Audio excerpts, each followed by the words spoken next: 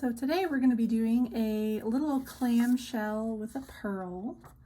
So I already have my graphite drawing sketched out on here. And then what I'm going to do first is just kind of start very lightly outlining my drawing. So, and if I realize that maybe some lines aren't in the right place, I can always just not outline those sections and outline them later. And I'm going to be starting by using a 005 pencil, which is one of the smallest ones I have. So I'm going to start on the little ruffles that are at the very end. And I'm still, using a really light amount of pressure and always looking at my reference picture. Because sometimes, we forget to outline certain things when we're tracing our drawing from my drawing paper to here. So that's always something to think about. And then when I'm outlining my circle, when I try and do it in the same motion I did with my pencil, and a lot of times for me, drawing a circle is easiest if I hold my pen or pencil up and do it in one motion. So you could also try and find something that's of the same size, or if it's a little smaller, that's okay, as your pearl. And then what I can do is then, trace that object and then erase my pencil line.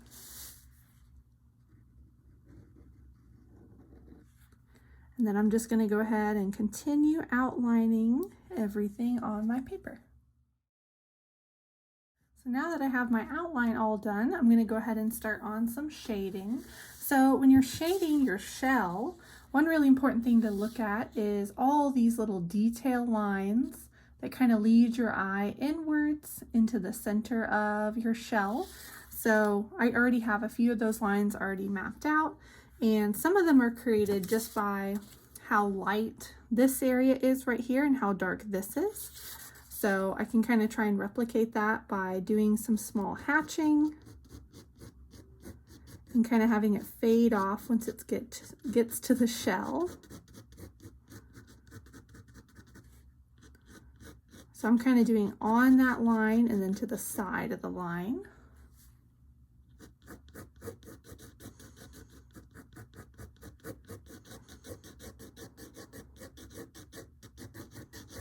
And I'm still using that same size pencil, the 005.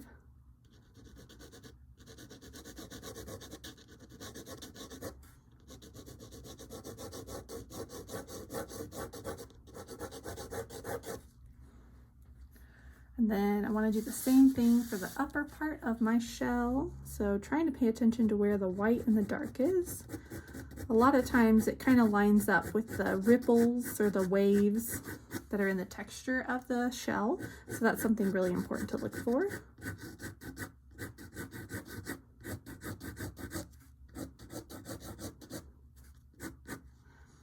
And then right underneath this, it is a little bit darker. So I might do maybe some little tiny hints of hatching right underneath.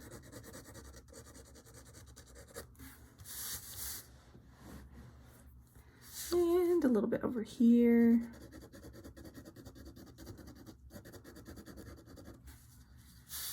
And of course, I also want to do a little bit of a shadow underneath my shell. My pearl. So, and this is just going to go off to the side a little bit, and it kind of lines up with the texture of the shell. So you don't want it to be just like one flat shape, because it kind of goes with kind of the curvature over there.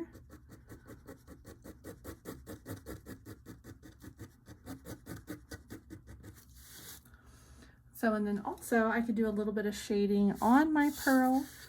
So I want to make sure I'm really kind of paying attention to how this one curves. Because, if you have a lot of up and down lines, it's not really going to seem like it's curving at all. And I'm really just looking for the dark parts on this, because a lot of the pearl, I actually want to do all that shading with watercolor.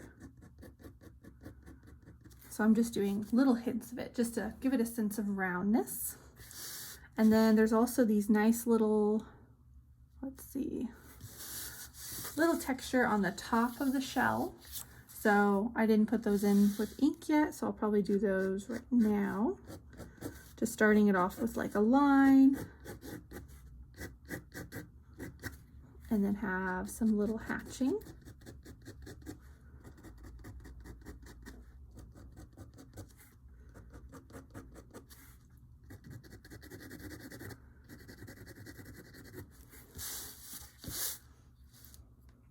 And then I'll probably do a little hatching underneath my shell on the right side, because that's kind of where the shadow is going in the direction of.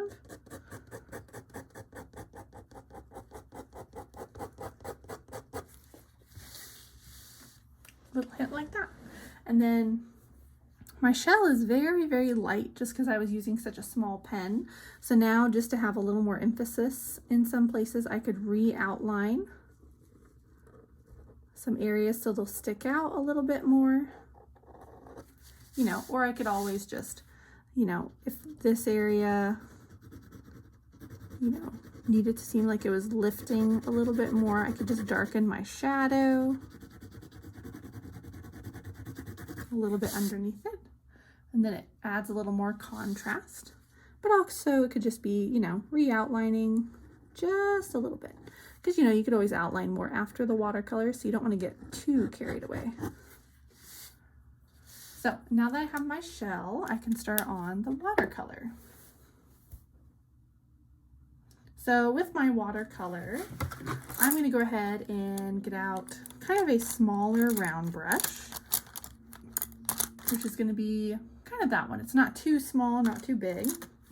And I'll have a little bit of a smaller, narrower one for some details. And then what I'm going to start with first is kind of this interesting, like, kind of purpley cream color, which I'm going to take some Van Dyke Brown, which is this color over here, and I'm really going to wet it down. And I'm also going to take some of my purple, which is kind of a phthalo violet. And then on the underside of that lovely shell, I'm just going to be blocking in any places that aren't white, because you don't want to get too carried away and then it looks like it's brown, which isn't bad. I mean, there are lots of shells that are brown. So I'm just adding in a little bit of cream color, and then also I'm going to do some little lines of purple. So, and I'm trying to leave a little bit of white for those texture lines.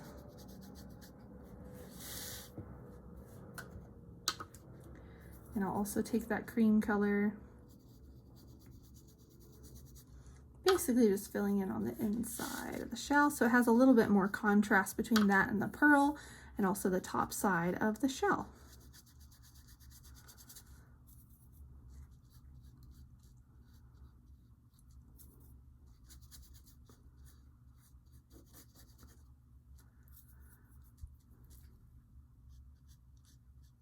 Okay, and I'm going to try and just go over just the ridges where I put in some shadows, so then I leave a little bit of white for some highlights over there.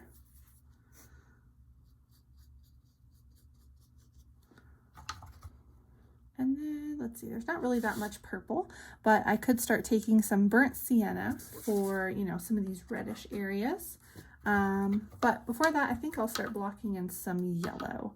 And that's going to be with yellow ochre, or if you have a Naples yellow would be really great for this area. So I'm just kind of dropping it in where I see that yellow. And when I mean dropping in, I mean I'm not like scrubbing too much. I'm kind of just placing it and maybe fading it a little bit with some water. But since this is already wet, I can kind of just drop it in. But if it dries a little too much, you could always use a little water to kind of fade it. Let's see, and there's a little yellow on the end of the shell over here.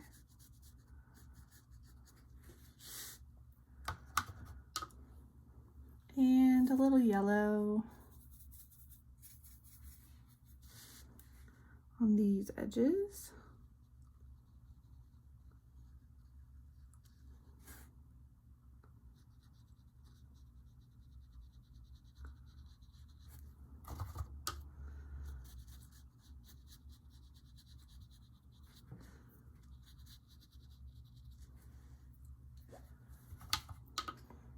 And then I can take more like a cadmium yellow, which is kind of a warmer yellow.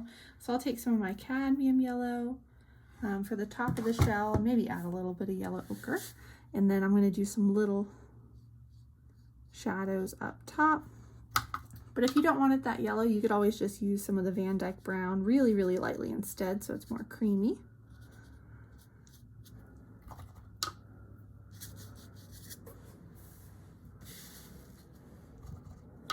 And then I'm going to make it a little darker in here with some purple, because I like the color purple with yellow. It adds a nice contrast. You could always go more traditional and, you know, go with a little brown.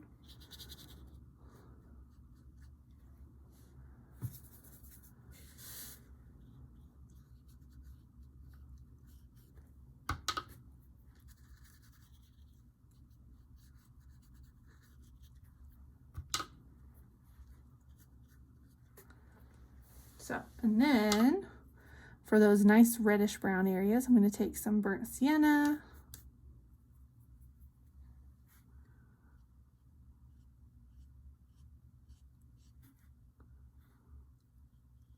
I'm just looking for any area that has that reddish brown, which is like the edge of the shell and like some of the shadows, some areas over here.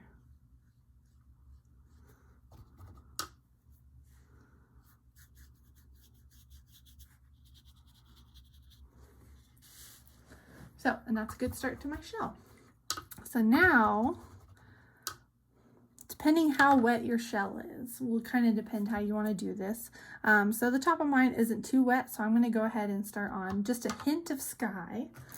But you don't have to do a background on it. Sometimes you could just leave it with white and just do like a little shadow underneath it. But I'm going to go ahead and put a little bit of blue because that's really going to help my shell pop up top. So I'm going to take some, let's see what this is. Some cerulean blue.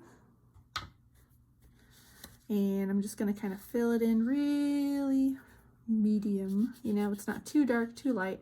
And I think it mixed with a little bit of green, so it's a little turquoise, but that's okay. That's why it's always good to clean your palette if you want to go with clean colors. But I'm not too fussed about it. And then as I go down, I could have it stop being the sky and start turning into the ocean. So I could start switching to a different kind of blue, because you can kind of see how it's really far away. So you're not really going to have very much detail. So for my ocean, I'm going to take some phthalo blue, which is a little bit more turquoisey. And I'll start some of that, pretty dark.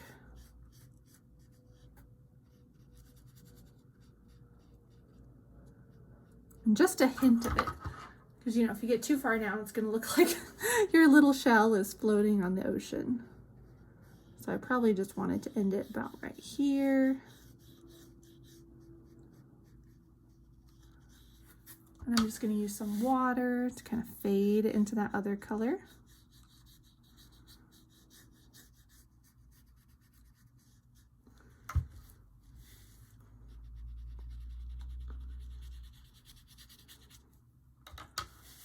And then a little more water.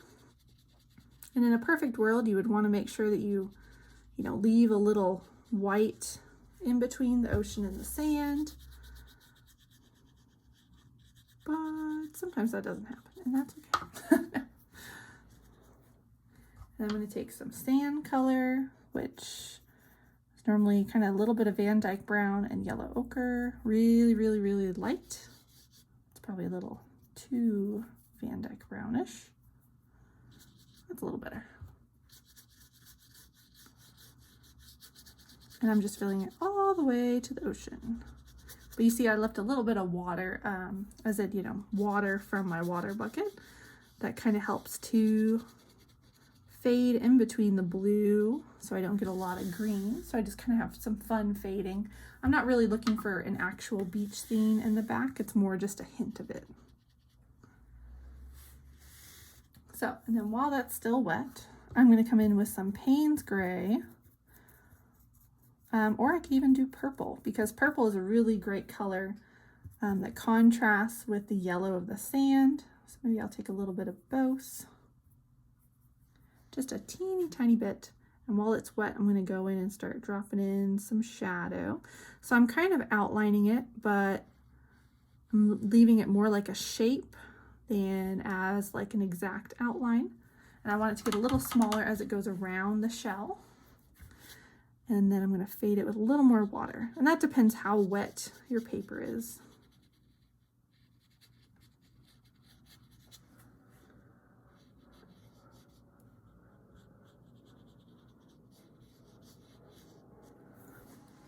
So, and then while that's drying, then I could always add more layers on my shell, but I haven't done my little pearl yet, so I'm actually going to work on that. So for my pearl, I want to wet it just a little bit. You don't want it sopping wet since it's such a small area. I'm going to pre-wet it just a little bit, and then I'm going to take some really light yellow, which I could tone down just a little bit with my purple, because see how, like with this, it's whoa yellow, very bright yellow. Taking a little bit of purple, it kind of creams it up a little bit. So first I'm going to kind of drop some of that on either side of my pearl, and then have a little bit at the bottom of my pearl.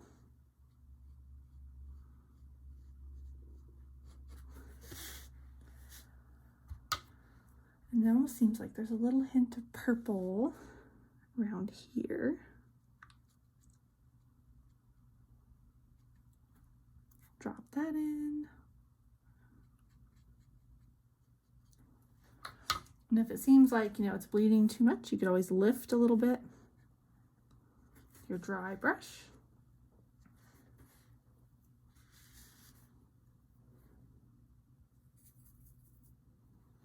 And then you want to have a little highlight on the very edge and then have it a little bit darker on the inside. And of course, some of that you could always wait until it's dry. So that's kind of how to start your pearl and seashell. Obviously, once it's a little bit drier, you can start, you know, building up a little bit more layers.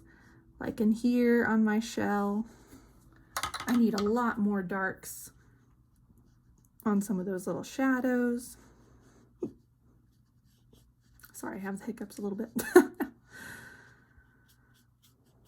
So, and then also doing a little shadow underneath the little pearl, which could also be with a little bit of purple.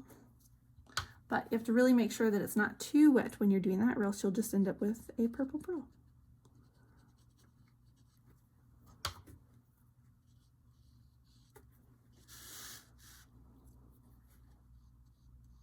So that's how to start your seashell picture.